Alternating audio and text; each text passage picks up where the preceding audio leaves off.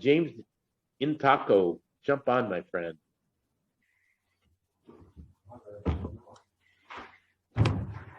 Thank you. Thank you, James. Yes. You got the comp there. Yes, James Ntakor, that's how it's pronounced. Okay, thank you. Yes, so from the north, we come back to the forest zone, that's a forest sanctuary. And forest reserve is one of the sites that we visit.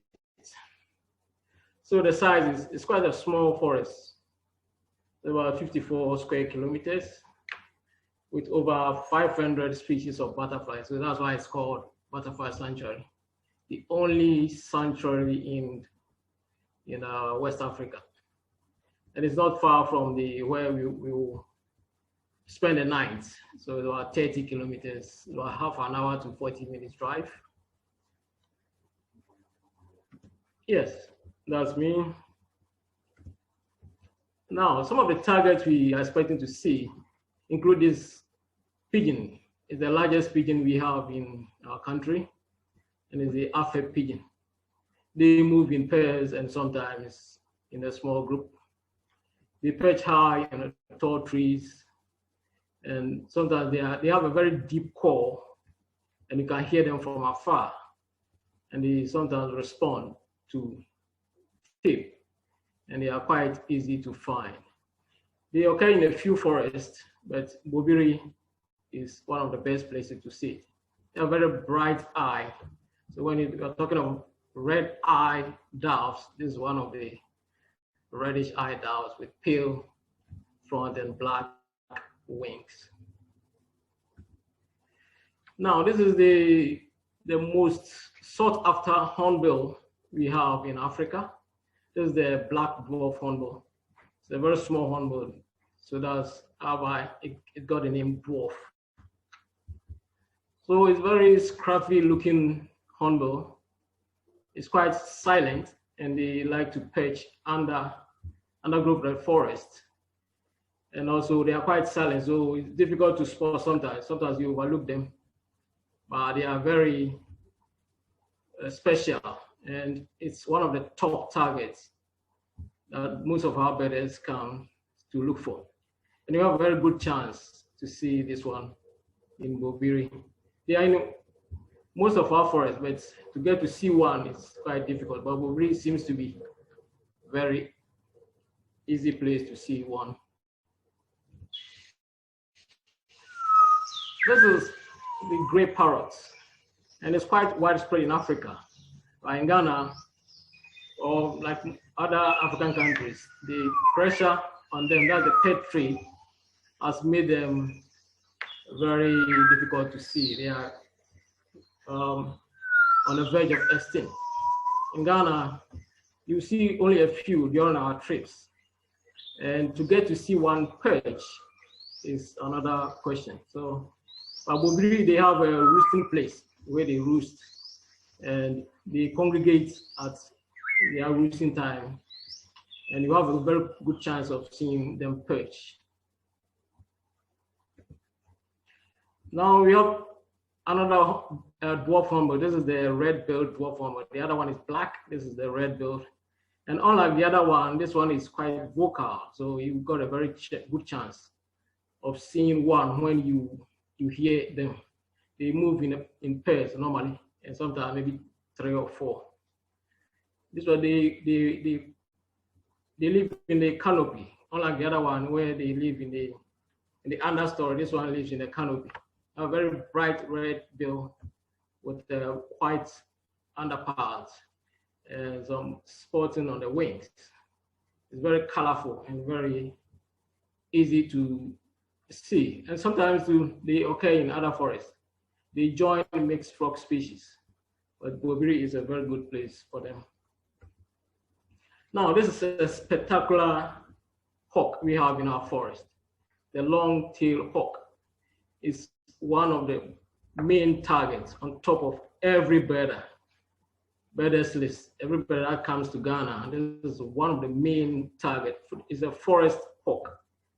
And this one and the Congo serpent eagle, they live side by side. So we look for them in most of our forests. They live in most of our forests, but to get to see one is another story. If you see both, you're on a trip, you are lucky. Sometimes you see one and then you miss one.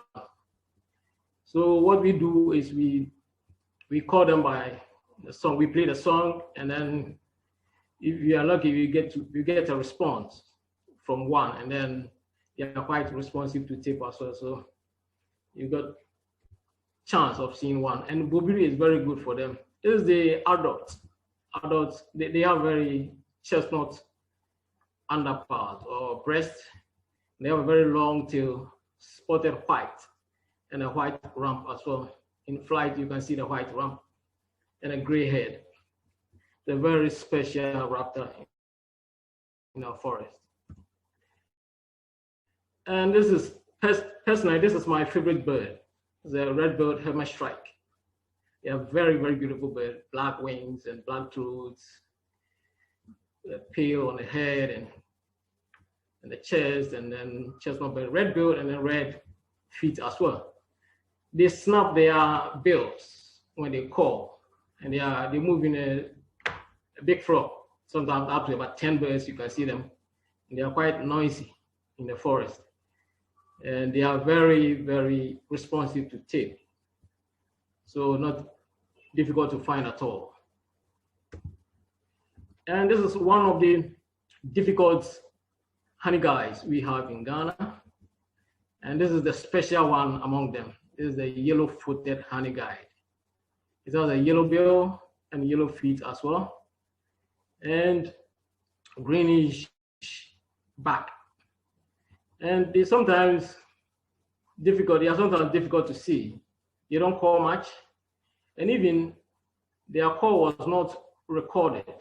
We didn't have a call before until recently when we recorded one when it was calling or singing. So we recorded it, and then we started using that call, and it attracts most of them during our trips. So they look for insects or food in the leaves, and also they hang upside down on the branches sometimes. It's very special bird to see. Bobiri is quite good for this one. This one was photographed in bobiri as well. And this is one of the smallest, or if not the smallest woodpecker we have in Ghana. It's the African Pikulets. And it has reddish around the eye and white above the eye and then below the eye. The male has red spot on the forehead, while the female has greenish spot. And they peck on dead snakes, like they drum, and they drum very loud drum on. That's where they feed on small dead snakes. And they are quite sometimes difficult to see because they like the dense undergrowth. And the best way to see them is by a call or by voice. So whenever you hear them, they've got a very loud, thin call. So you hear them, immediately you hear them, you have a very good chance of seeing them. And they occur in a few forests, but bobiri is now one of the best places to see one. Okay, so that's bobiri for you.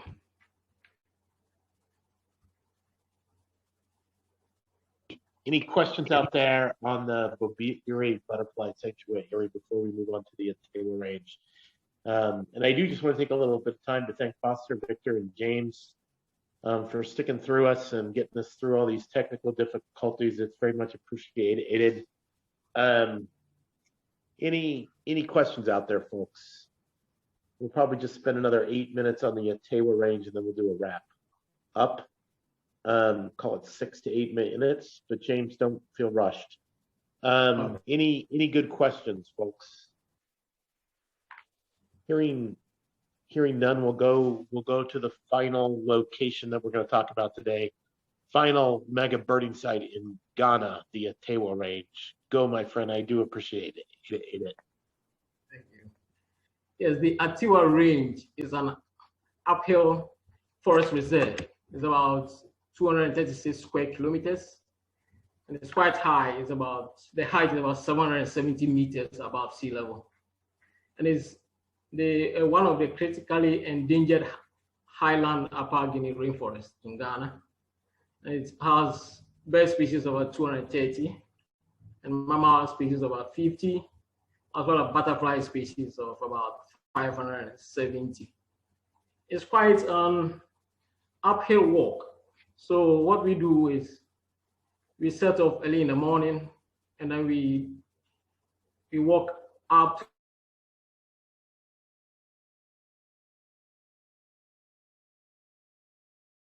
the top of the range, and it's about, and what we do is we walk slowly. We don't difficult walk at some point, so we take it slowly, and then we look for other species along the way until we get to the top. And what we do again is we take packed lunch with us. Depending on the tour, if you have 2 nights around there, then we spend the whole day at the top. So it's difficult to go up and then come down for lunch and then go up again. So we spend the whole day. We take packed lunch with us, and then we have very good time up there. Then after that, we descend down. Okay, so one of the main targets, if not the main target, is the blue mustache bee-eater.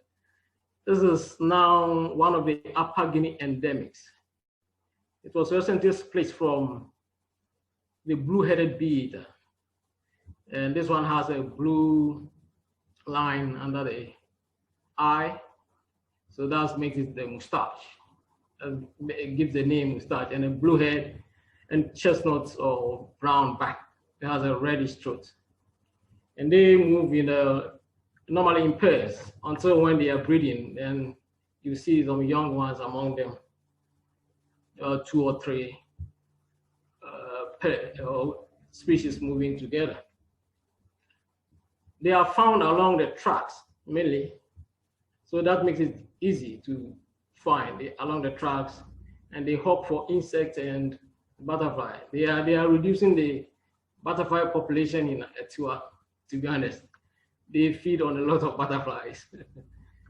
And then also there are other records from other forests, such as Ankasa, and the Pikulets forest has been recorded, but Atiwa is the main place, the main site to see these species. It's quite beautiful and special bird to see. Now, this guy is the Nimba flycatcher. It's one of the rarest flycatchers we have in Ghana. This one, it took me about 10 years to see this bird. After going up this hill for about 10 years, I saw this bird only 2 years ago. And after that, I've seen it quite a few times from there. It's quite bulky looking flycatcher and a dark blue color. And they sit upright on a tree, as you can see. But they also feed along the big branches like malimbis and other birds that feed along the branches. And this one, they are normally silent, but sometimes you can hear them call. And they are quite responsive as well. So by playing the call along the tracks, you might get a response from one. And it's very special, one of the top targets, and also one of the Upper Guinea endemics as well. So it's and that's the only place to see it. That's the Tiwa range is the only place in Ghana to see this bird. So when you see one, you count yourself lucky.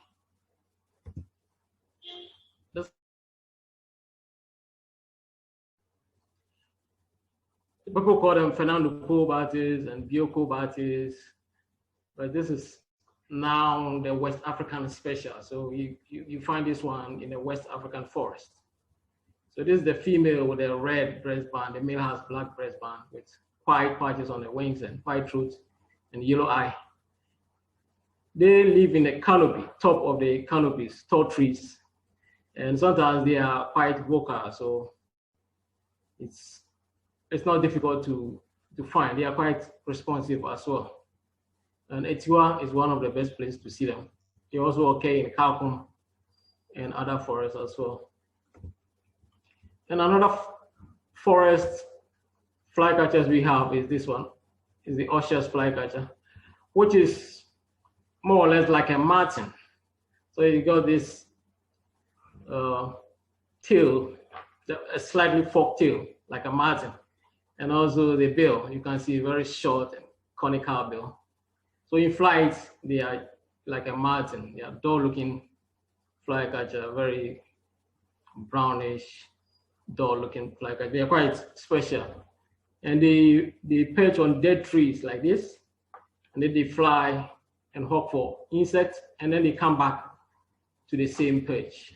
They move in a small flock as well. Now, the last but not the least is this striking cuckoo. It's called a yellow-throated cuckoo. It's a forest cuckoo, very, very beautiful. This is the male with a striking yellow throat patch or golden throat patch, and a pale around the eye, green back, and also bar below, pale bar below. And it's very difficult to see, if I'm honest. Very, very. They are not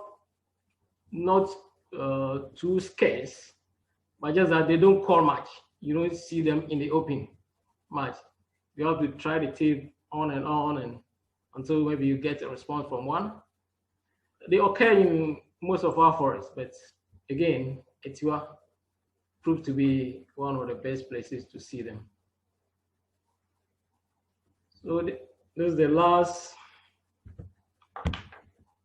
of the Etiwa birds. And from there, it depends on the tour. So if you have a full day there, then we start coming down maybe around 4 o'clock or so. It takes us about 2 hours to go up and down the hill. So that's the end of the trip. Great. Just again, I want to thank both the participants on the call. We had 51 people at one point. We are now down to, I think, 28 hardy souls. We thank you guys all for sticking through, and really thank our Ghana guides, Foster Frimpong, Victor Owosu, James Ntakor. And give me the pronunciation of your last name again. Ntakor. Man, I'm going to struggle with that until we bird together, which will happen one day, my friend. Any final questions before we wrap it up?